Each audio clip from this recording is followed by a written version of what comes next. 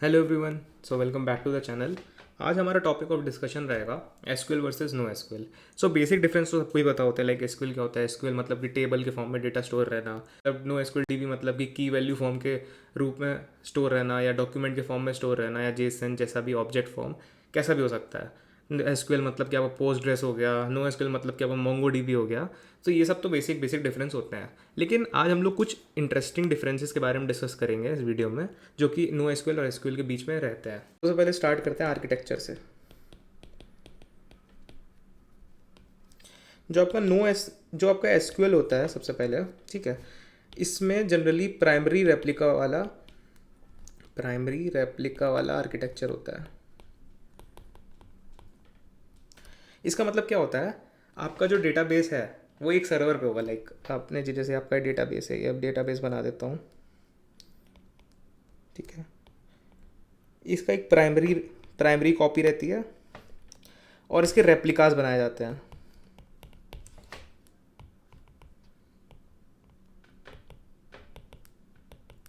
Replica one और भी replica हो सकता है, ठीक है। तो जो भी आपका रीड ऑपरेशन आएगा ना, ठीक है, जैसे आप यहाँ पर कोई भी रीड ऑपरेशन आया, मान लो रीड ऑपरेशन आया, वो इस प्राइमरी वाले पे भी जा सकता है और जो रेप्लिका सर्वर है उस पर भी रीड ऑपरेशन जा सकता है। लेकिन अगर आपका राइट ऑपरेशन अगर आया, वो सिर्फ प्राइमरी वाले पे जाएगा, वो रेप्लिका वाले पे नहीं जाएगा। बाद में इनमें कंसिस्टेंसी मेंटेन करने के लिए प्राइमरी से डेटा रेप्लिका में चला जाता है, बट राइट ऑपरेशन जो होते हैं वो प्राइमरी वाले से होते हैं, और रीड ऑपरेशन जो आपके होते हैं वो कहीं से भी हो सकते हैं, या तो प्राइमरी से भी हो सकते हैं, रेप्लिका से भी हो सकते हैं। तो ये होता है प्राइमरी रेप्लिका आर्किटेक्चर। यही चीज़ अगर आप नो एसक्यूएल में अगर आओगे, तो ये चीज़ जो इनका आर्किटेक्चर होता है वो क्लस्टर्स फॉर्म में होता है। इसका मतलब क्या होता है, इसमें आपका जो डेटाबेस होगा, ठीक है, उसके बहुत सारे अलग अलग सर्वर्स पे पड़ा होगा, ठीक है। ये एक सर्वर हो गया, ये दो सर्वर हो गया।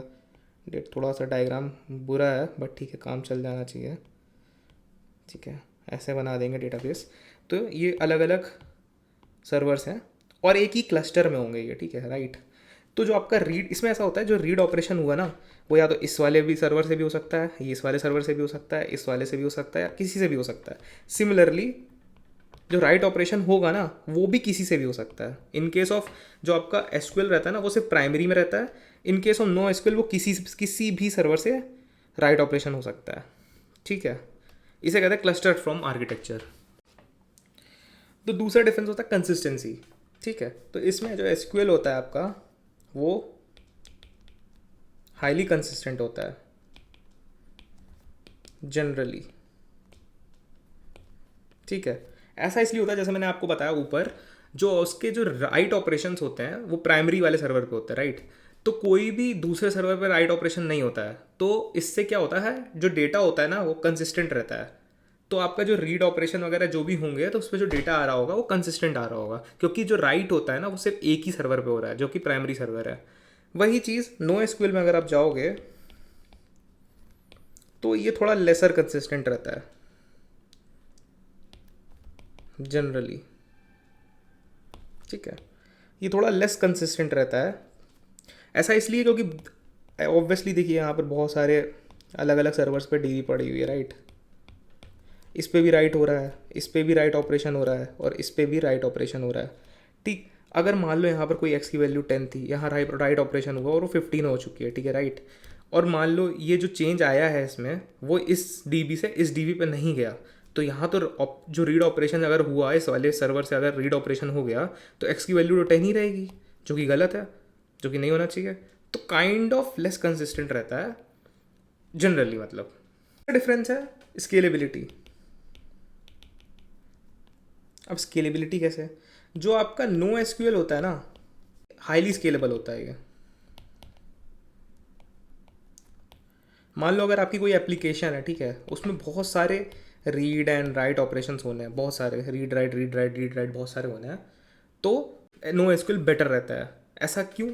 आई in case of no SQL, आपका जो रीड राइट जो ऑपरेशंस होते हैं वो किसी भी डेटाबेस सर्वर से हो सकता है, राइट। तो इससे स्केलेबिलिटी जब इशू होता है ना, जब आपका एप्लीकेशन बहुत स्केल करने लगता है, जब रीड राइट रिक्वेस्ट बढ़ने लगती हैं, तब आप नो एसक्यूएल बेटर परफॉर्म करता है। एसक्यूएल लेसर स्केलेबल, स्केल कर सकते हो इसको भी, लेकिन maintenance if scale up, maintenance भी अप, मेंटेनेंस बहुत लगेगा इसको संभालना। ठीक है, डिफरेंस डिस्कस कर लेते हैं। जो आपका नो एसक्यूएल होता है डेटाबेस, इसमें कोई भी एसिड प्रॉपर्टी फॉलो नहीं होती है। ठीक है, कोई भी एसिड प्रॉपर्टी फॉलोज नहीं होती है, और इसमें कोई भी लाइक ट्रांजैक्शन सपोर्ट नहीं होता है, नो ट्रांजैक्शन सपोर्ट। ठीक, वही आपका जो एसक्यूएल होता है वो एसिड प्रॉपर्टीज जो होती हैं, एसिड प्रॉपर्टीज वो सपोर्ट करता है। ठीक है, एक ये वन ऑफ द डिफरेंस होगा। फिर पांचवा डिफरेंस शार्डिंग।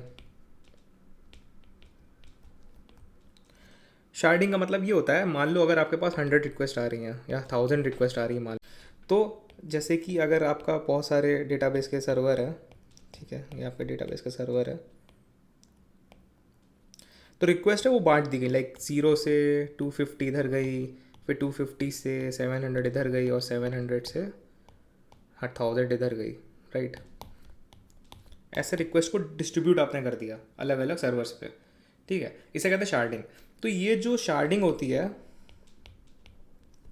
ये पॉसिबल होती है नो एसक्यूएल में, नो एसक्यूएल में दिस इज़ पॉसिबल। और वही जो शार्डिंग होती है एसक्यूएल में वहाँ पॉसिबल नहीं होती है। ठीक है, क्योंकि जो प्राइमरी सर्वर एक ही होता है और इसका रिक्वेस्ट बांटी नहीं जा सकती राइट ऑपरेशंस की। ठीक है, इसलिए जो शार्डिंग होती है वो एसक्यूएल सपोर्ट नहीं करता है और नो एसक्यूएल सपोर्ट करता है। कंक्लूजन में मैं ये बोलना चाहूँगा, अगर आपको अपने सिस्टम में रिलेशनल सपोर्ट चाहिए या फिर रिलेशनल सपोर्ट चाहिए, या फिर आपका डेटा स्ट्रक्चर्ड है, एसिड प्रॉपर्टीज़ आपको फॉलो करवानी है, तो आप एसक्यूएल डेटाबेस यूज़ कर सकते हो। वही नो एसक्यूएल आप तब यूज़ कर सकते हो जैसे अमेजॉन डायनामो डीबी हो गया या फिर कैसेंड्रा वगैरह, ये आप तब यूज़ कर सकते हो जहाँ पर जब आपका स्ट्रक्चर्ड नहीं हो डेटा, काफ़ी नॉन स्ट्रक्चर्ड डेटा है आपका, और like read and right operations आपकी प्रायोरिटी है। ठीक, वो तेज़ होने चाहिए, या फिर आपकी एप्लीकेशन बहुत स्केल करने वाली है, तो आप नो एसक्यूएल डेटाबेस प्रीफर कर सकते हो। ऐसा नहीं है कि माई एसक्यूएल नहीं कर सकते, लाइक सबका अपनी अपनी चॉइस होती है, सबका अपना अपना यूज़ केस होता है हर एप्लीकेशन का। तो कुछ फैक्टर्स होते हैं, कुछ ट्रेड ऑफ्स होते हैं जिसको सोच के ये सब आप कंसिडर कर सकते हो।